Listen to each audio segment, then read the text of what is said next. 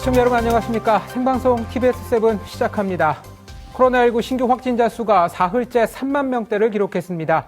방역당국은 오미크론 변이가 델타 변이보다 중증 화율과 치명률은 낮지만 전파 속도가 빠르다는 점을 감안해 의료 대응 체계를 개편하기로 했습니다. 정진명 기자가 보도합니다. 오늘 0시 기준 코로나19 신규 확진자는 35,286명, 사흘 연속 3만 명대입니다.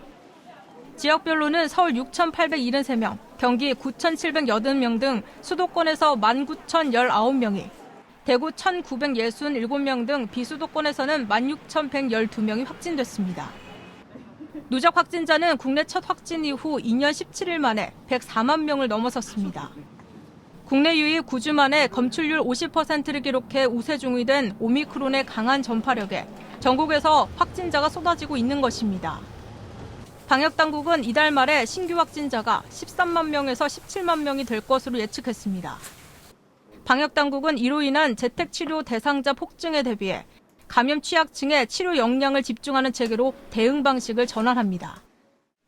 중증 환자 기준으로 하루 10만 명의 확진자까지도 대응 가능한 병상 체계를 유지할 것입니다. 또한 오미크론의 특성을 반영하여 재택 치료도 고위험군에 집중하는 체계로 개선하고 일반 환자 관리군은 국민들의 자율과 협력에 우선 재택치료자 관리는 60세 이상, 먹는 치료제 처방 대상인 50세 이상 기저질환자 등 집중관리군 중심으로 개편됩니다. 재택치료 중 건강 모니터링 대상과 산소 포화동 측정기 등 재택치료 키트 지급 대상도 집중관리군으로 축소됩니다. 60세 미만 무증상과 경증 환자는 스스로 관리하고 필요시에 비대면 진료, 재택상담센터 상담이 이뤄집니다. 코로나19 진단검사도 효율성을 높이는 방향으로 개편합니다. 우선 오늘부터 선별진료소와 임시선별검사소에서 코로나19 진단검사를 받기 전에 작성하는 하나로 전자문진표가 통합됐고 문진 항목수도 25개에서 14개로 줄었습니다. 오늘 14일부터는 신속 항원검사도 전자문진표로 접수할 수 있도록 개편될 예정입니다. 신속 항원검사 결과 양성이 나와 다시 PCR 검사를 받아야 하는 경우에는 전자문진표를 따로 작성하지 않아도 됩니다. TBS 정진명입니다. 서울시의회 제305회 임시회가 15일간의 일정으로 오늘 개회했습니다. 이번 임시회에서는 서울시와 서울시 교육청의 올해 업무 보고를 비롯해 각종 현안이 처리될 예정입니다. 오늘 개회식에 이어 모레부터는 상임위원회별 부서 업무 보고와 안건 심의가 진행됩니다. 김인호 서울시의회 의장은 개회사에서 올해 시정의 가장 중요한 목표는 회복이라며 서울시와 서울시 교육청, 시의회가 위기 극복의 동반자가 돼 무너진 민생을 다시 일으켜 세우고 지역사회 회복의 모멘텀을 만들어야 할 때라고 강조했습니다. 오세훈 서울시장은 신년 기자간담회를 열고 재선 도전 의지를 다시 한번 확인했습니다. 서울의 미래계획을 제대로 수립하고 시민단체의 민간 위탁 사업을 대상으로 한 서울시 바로 세우기도 흔들림 없이 추진하겠다고 강조했습니다. 유민호 기자의 보도입니다. 취임한 지 정확히 10개월 된 오세훈 서울시장. 가장 큰 성과로 서울비전 2030 등 서울의 미래계획 수립을 꼽았습니다. 도시 경쟁력을 끌어올리고 좋은 청년 일자리를 제공할 수 있게 기틀을 마련했다는 겁니다. 임기 1년 남짓의 시장이 아마 5년, 10년 뒤를 내다보고 서울의 좌표를 설정하는 모습을 지켜보면서 서울 시민 여러분들이 많이 든든하게 생각하셨을 걸로 저는 생각합니다.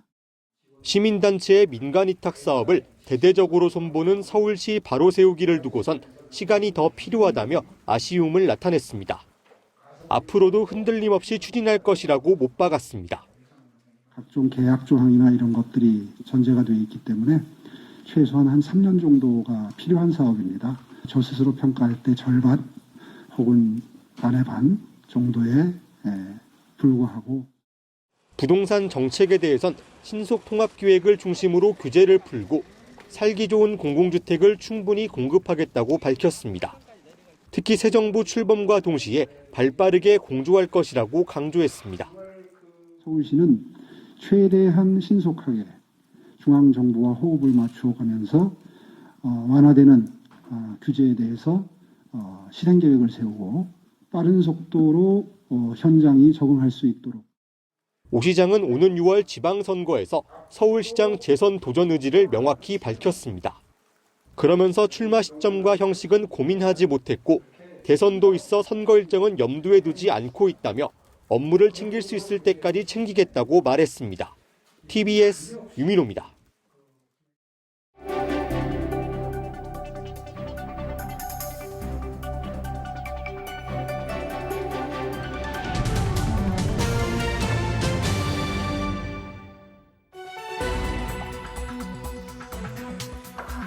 국가의 법률이 있다면 지방자치단체엔 조례가 있습니다. 지역 주민들의 삶과 밀접한 생활 밀착형 조례안의 의미와 내용을 살펴보는 조례톡 시간입니다. 세상을 바꾸는 새로운 출발, 오늘 준비한 조례안은 바로 이겁니다.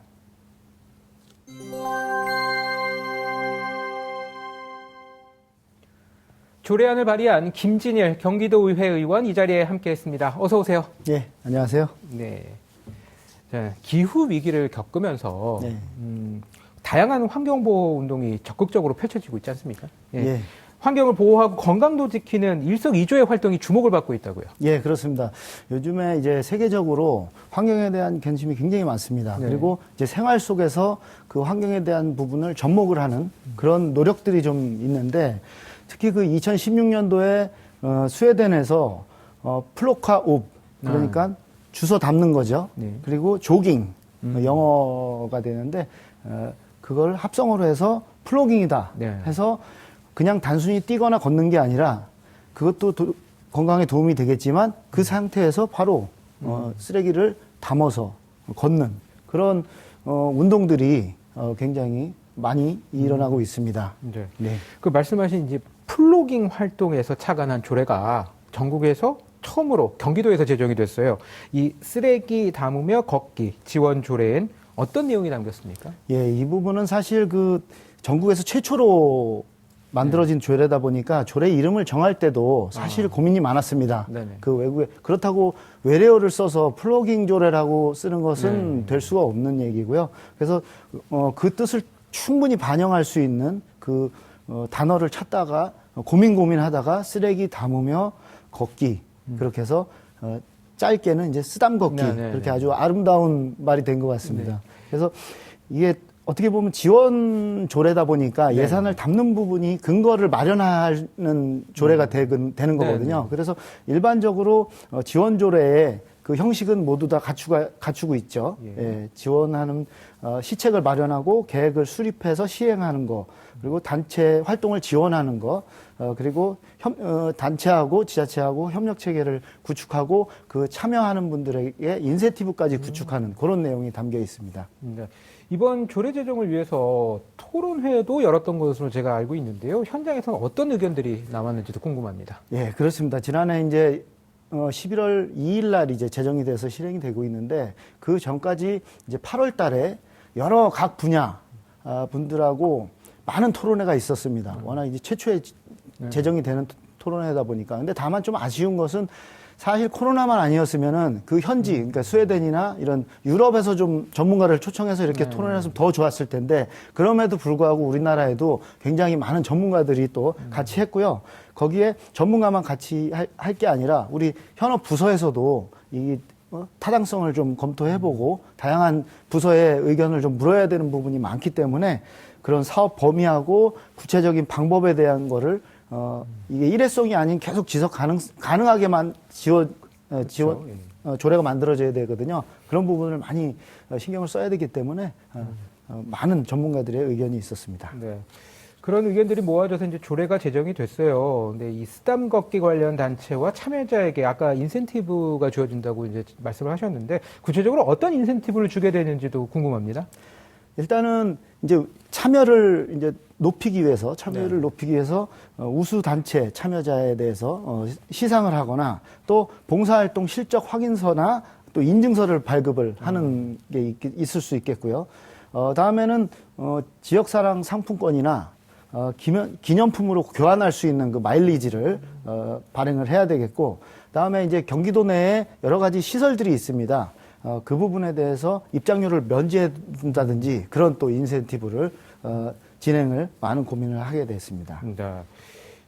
뭐 환경도 보호하고 건강에도 좋은 데다가 이제 지역사랑 상품권까지 쓰게 된다면은 지역 경제도 좀 도움이 될 것 같은데요. 예. 이 조례 제정에 따른 효과 어떻게 기대를 하고 계십니까? 예, 그렇습니다. 지금 이게 단순하게 참여를 하는 주민들의 어떤 혜택을 준다 이것도 있지만 네. 우리가 일석이조, 삼조의 효과를 내야 됩니다. 그런 의미에서 이 쓰레기 담으며 걷기 활동을 하면서 거기에 대해서 환경 교육에 대한 부분도 접목을 하고 자연스럽게 이제 동네 분들하고 같이 행사에 참여를 할 때 그런 환경 문제에 대한 얘기가 오갈 거 아니겠습니까? 요즘에 뭐 아리백이나 ESG 같은 것도 굉장히 이슈가 되고 있는데 그런 부분들을 우리 청소년들한테 나중에 그 청소년들이 결국에는 우리 나라에 이제 인큐베이팅 돼서 성장이 되는 거거든요. 그런 부분을 이제 학생들한테 좀 잘 심어줄 수 있도록 하는 그런 부분에 대해서 또 한 일석삼조 정도 이렇게 해볼 수가 있겠죠. 네. 자, 마지막 질문 드리겠습니다. 예. 이 쓰담 걷기의 장점은 아무래도 이제 누구나 남녀노소 누구나 이제 참여할 수 있다는 것 같은데요. 그래도 더 많은 참여를 이끌어내기 위해서는 어떤 방법을 고민하고 계신지요? 일단은 현재 많은 지자체에서 많은 활동을 하고 있습니다. 네. 남양주에서 보면은 뭐 동네 마실 프로깅단 해가지고 2,680분이 참여해가지고 미션을 수행한다던가 특히 또 하남 같은 경우에는 주기적으로 지속 가능하게 뭐 하이플로깅 데이를 지정해가지고 매번 나오게 하는 정기적으로 나오게 하는 행사가 있거든요. 그런 의미에서 이런 부분에서 이제 정례적인 쓰레기 담는 날 행사 또 정례적인 홍보 활동하고 특히 또 관에서도 이를 최선을 다해서 좀 지원해 줄 수 있는 그 적극 행정이 좀 필요하다고 보겠죠. 네. 세상을 바꾸는 새로운 출발. 오늘 준비한 조례안은 김진일 경기도 의원과 함께 알아봤습니다. 오늘 말씀 감사합니다. 예, 감사합니다. 올해 3기 신도시와 수도권 공공택지의 약 7만 가구 규모의 사전 청약이 예고돼 있는데 내일부터 수도권을 중심으로 민간 사전 청약이 시작됩니다. 경기 파주 운정과 양주 회천에 아파트 1000여 가구 규모가 분양되는데요. 보도에 정유림 기자입니다. 수도권 아파트를 대상으로 한 민간 사전 청약이 내일부터 시작됩니다. 사전 청약은 공공 분양에서만 줄곧 시행돼 왔는데 지난해부터 민간 물량으로까지 확대됐습니다. 이번에 사전 청약으로 공급되는 가구는 경기 파주 운정의 500여 가구, 양주 회천의 500여 가구 등 모두 1000여 가구입니다. 수요자가 선호하는 전용 면적 84제곱미터가 전체 물량의 89%를 차지합니다. 이들 아파트에는 분양가 상한제가 적용됩니다. 파주 운정은 3.3제곱미터당 1,300만 원으로 4억 원대, 양주 회천은 3, 4억 원대로 주변 시세의 7, 80% 수준이라고 국토부는 설명했습니다. 일반 공급이 차지하는 비중은 37%입니다. 나머지 63%는 신혼부부와 생애 최초, 다자녀 등 특별 공급으로 배정될 예정입니다. 공공 사전 청약보다 일반 공급 비율이 높고 전체의 21%가 추첨제로 공급돼 청약 가점이 다소 낮은 가구에도 당첨 기회가 돌아갈 전망입니다. 오는 18일부터 22일까지 접수가 진행되고 당첨자는 28일에 발표됩니다. 사전 청약 공고일을 기준으로 당해 지역에 거주 중이면 1순위가 될 수 있지만 본 청약 입주자 모집 공고일까지 거주 기간 2년을 충족해야 합니다. 사전 청약에 당첨되면 다른 지역 사전 청약은 신청할 수 없습니다. 이런 가운데 정부는 올해 사전 청약 물량을 지난해의 2배 수준인 7만 가구로 늘리고 이 가운데 민간 분양 3만 8천여 가구를 공급합니다.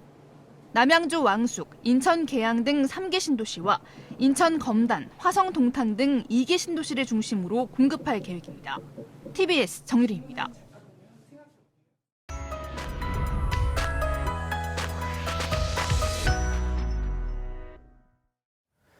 내일 아침에는 기온이 영하권에 머물며 춥겠지만 점차 기온이 오르면서 낮부터는 평년 수준을 회복하겠습니다. 낮 기온이 오르면서 당분간 낮과 밤의 기온차가 대부분 지역에서 10도 내외로 크겠습니다. 내일 서울의 아침 최저 기온은 영하 5도, 낮 최고 기온은 5도로 예상됩니다. 생방송 TBS7 마칩니다. 함께해 주신 여러분 고맙습니다.